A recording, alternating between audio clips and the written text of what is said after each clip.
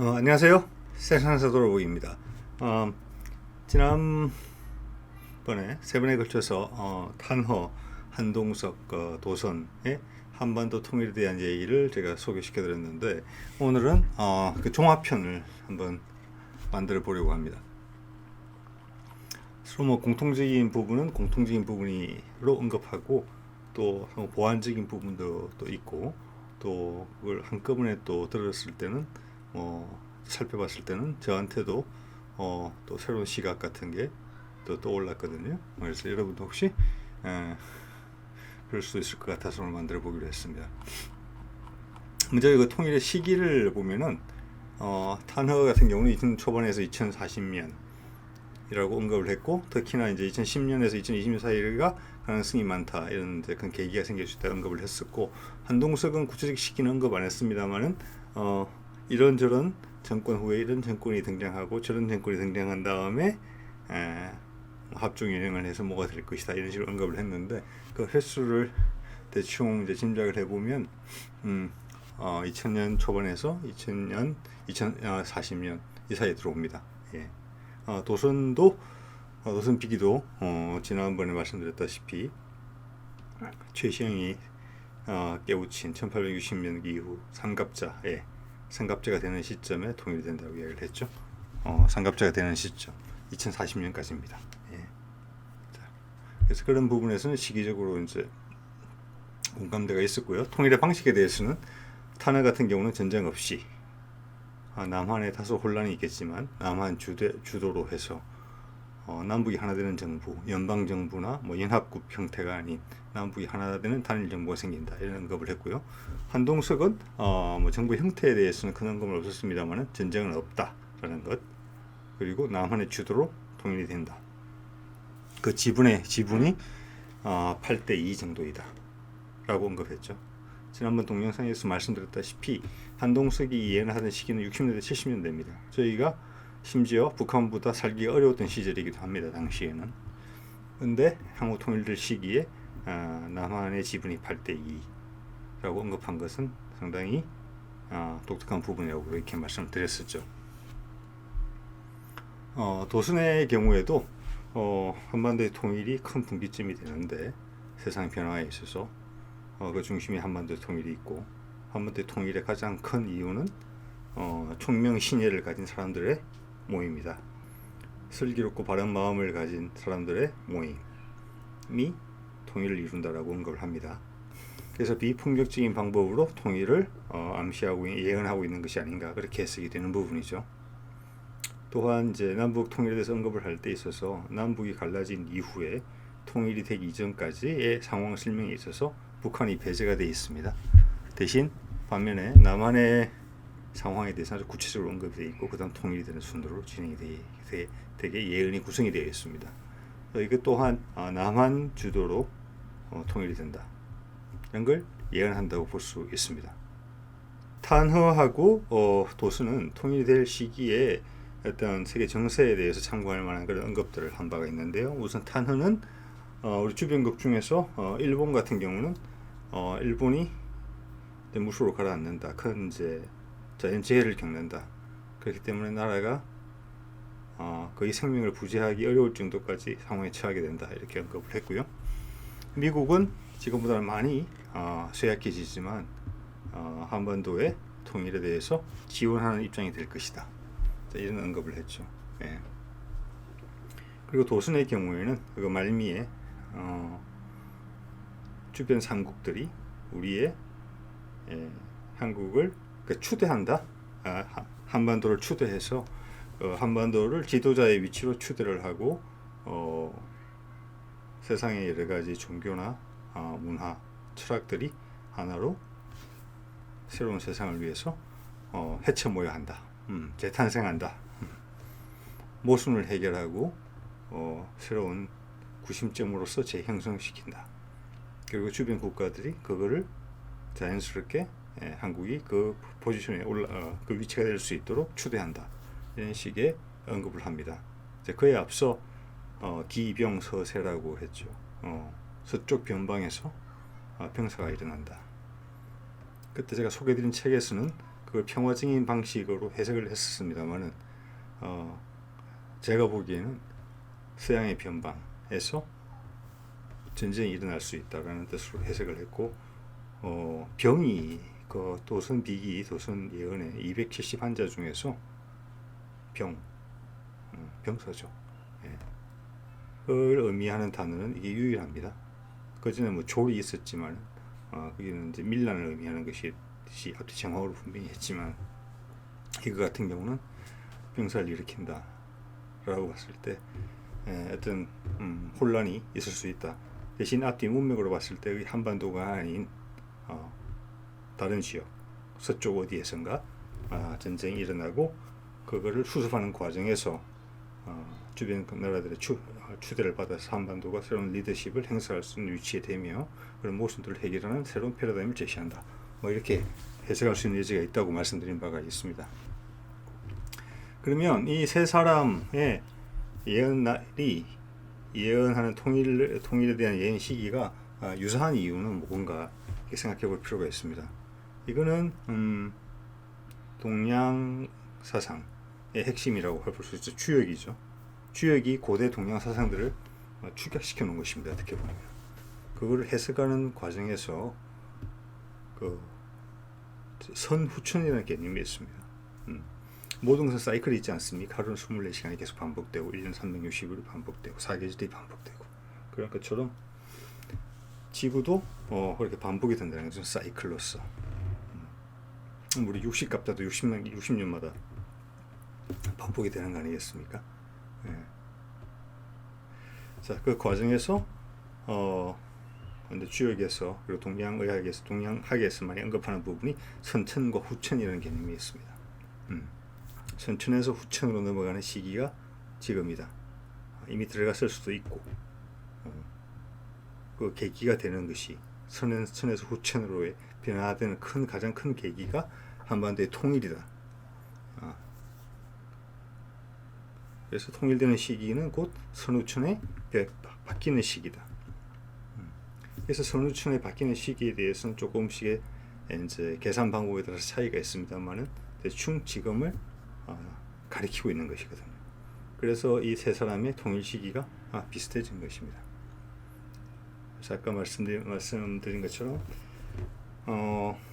지구의 사이클을 봄, 여름, 가을, 겨울로 봤을 때 지금은 여름에서 가을로 넘어가는 시기입니다. 그래서 봄, 여름까지는 양의 기운이 세고 가을과 겨울이 시기에는 음기가 센 것이죠. 그래서 음이 센 것이고. 자, 선후천에 대한 이제 설명은 그렇고요. 그래서 선천에서 후천으로 넘어갈 때 이제 큰 고비가 있다. 예. 그래서 탄허의 말을 좀 빌리면은 이건 사실은 뭐 한동sun도 똑같은 이야기를 하고 있는 부분이긴 한데 다른 지역의 어떤 분파마다 다르긴 합니다만은 똑같은 말씀들을 하는 경우도 많이 있습니다. 즉 지구가 지구의 궤도가 공전 궤도상에 지구가 23.7도 이렇게 기울어져 있습니다. 그래서 동양학에서는 그 23.7도 기울어진 것 때문에 하늘의 기운이 정확하게 지구에 오지 못하고 약간 왜곡돼서 지구에 도착한다. 그래서 하늘의 기운은 오행대로 순서대로 차근차근 바뀌는데 땅이 넘어오면서 양의 기운이 하나 더 붙여져서 양이 하나 더 많은 상태다. 그게 지구 축이 23.7도 기울어진 상태로 공전하기 때문에 그런 불균형이 초래된 것이다. 그래서 그 예가 천간은 10개죠. 그래서 10개고 각각 목화토금수당 음양해서 5 곱하기 2로 10개고 대신에 지지는 아시다시피 12간지 12지죠. 12개 띠가 있는데 그것은 양의 기운이 하나 더 많아서 6가지입니다. 그래서 곱하기 2 12개죠. 그래서 그 10개와 12개 조합이 60개를 만듭니다. 그래서 유시갑자가 되는 것인데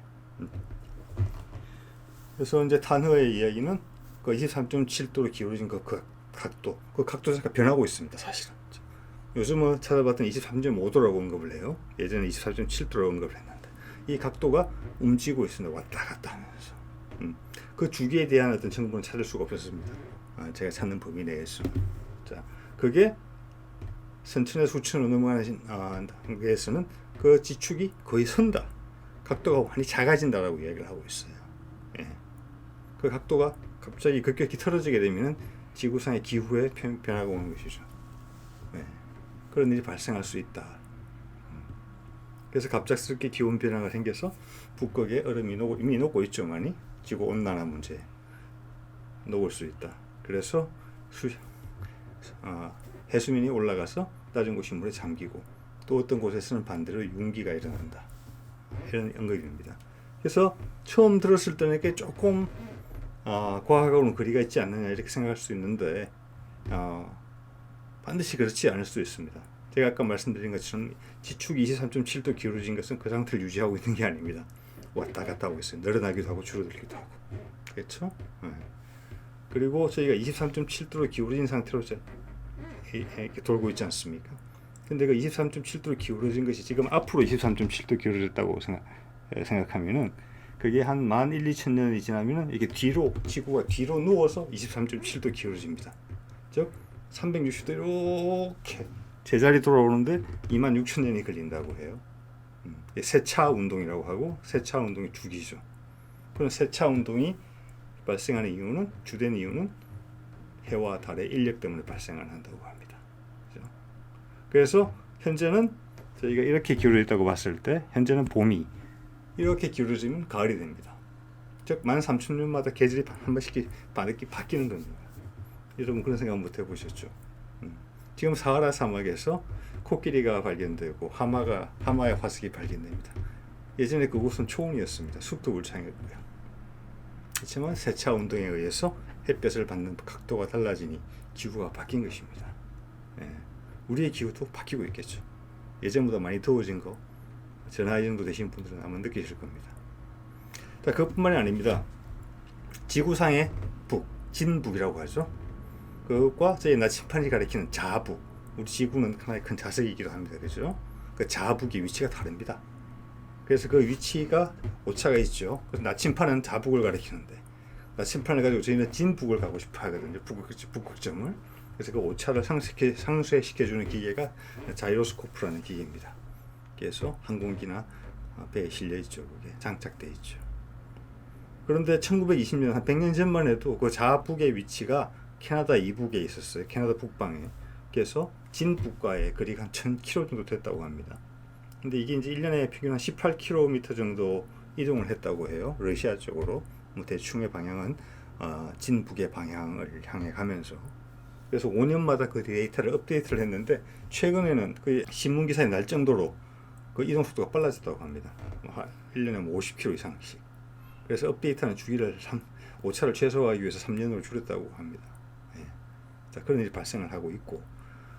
자, 그럼 진북이 자북이 계속 이동을 하는데 그럼 자꾸 이동하면 어디로 갈 것이냐? 아마 이거는 들어보신 분이 별로 없으실 거예요.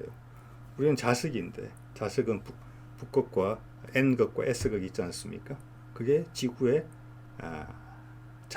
극이 바뀌기도 합니다. 그게 25년에서 한 25만에서 30만 년마다 한 번씩 바뀝니다. 자성이 아래로 바뀌는 거죠. 지금은 북극에서 자기장이 이렇게 나와서 남극으로 들어가는데 30만 년마다 한 번은 남극에서 나와서 북극으로 바뀌는 거죠. 극 자체가 바뀌는 겁니다.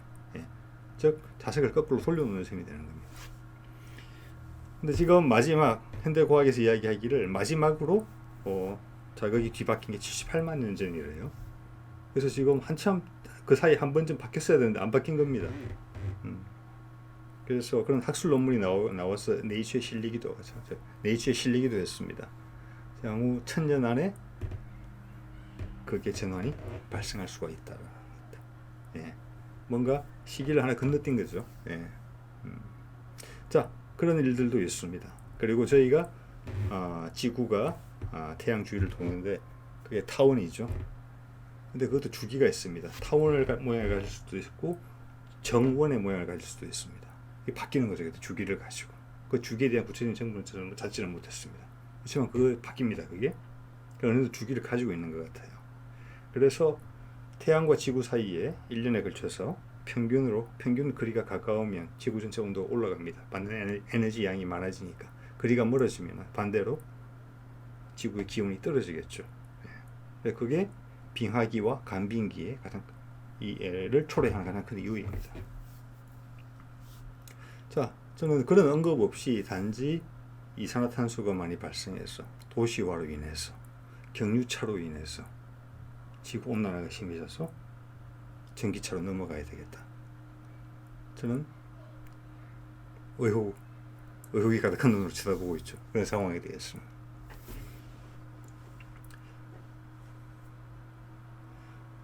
자, 이상 거기에 대해서 잠깐 말씀을 드렸고, 그래서 탄핵의 이야기가 너무 허무맹랑한 것은 아니다.